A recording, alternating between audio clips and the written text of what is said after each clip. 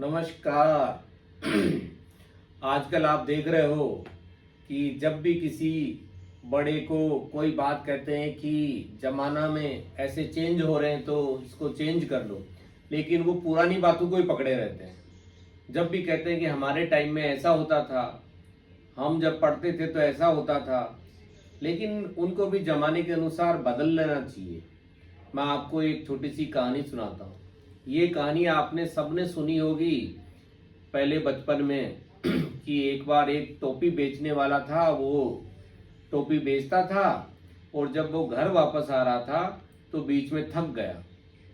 तो थकने के बाद में क्या हुआ कि रास्ते में एक पेड़ था, तो पेड़ के नीचे सो गया और सोने के बाद में उसने देखा कि टोपी का जो थैला था वो पूरा खाली था, तो एक भी टोपी उसमें नहीं थी। उसने देखा कि टोपी कहाँ चली गई और जब उसने पाया कि ऊपर बंदर है, उन्होंने टोपियां ले रखी थी सारी की सारी, तो बंदरों के सर पे टोपी देखकर उसको एक तरकीब आई कि क्यों न मैं अपनी टोपी को फेंक देता हूं और वो बंदर भी फेंक देंगे।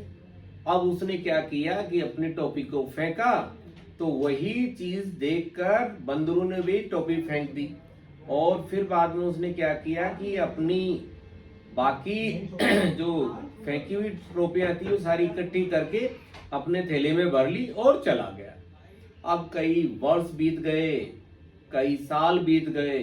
उनका जो आदमी था वो टोपी बेचने का काम करता था, व्यापारी, तो उसका एक पारिवारिक धंधा था टोपी बेचने का। कुछ सालों बाद में वो घर में जाके उसने कहानी सुनाई। कहानी सुनाने के बाद में एक बार उसका पोता था वो भी बेचने गया हुआ था टोपी, और जब टोपी बेचने वो जब गया था तो वो भी थक गया था। थकने के बाद में वो भी उसी पेड़ के नीचे सो गया था। अब उसने देखा कि टोपी नहीं है।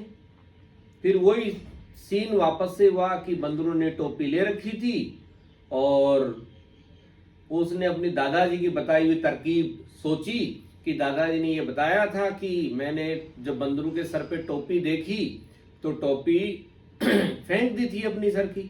तो उन्होंने क्या किया कि वो जो पोता था उसने भी क्या किया, बंदरों को वो टोपी देखकर दादाजी की तरकीब याद आई, और तरकीब याद आई तो उसने क्या किया कि अपने सर की टोपी फेंक दी।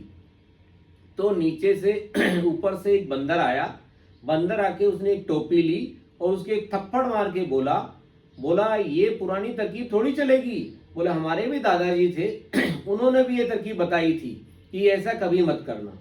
तो ये जीवन में जरूरी नहीं कि हर बार ही पुरानी तरकीब चल जाए।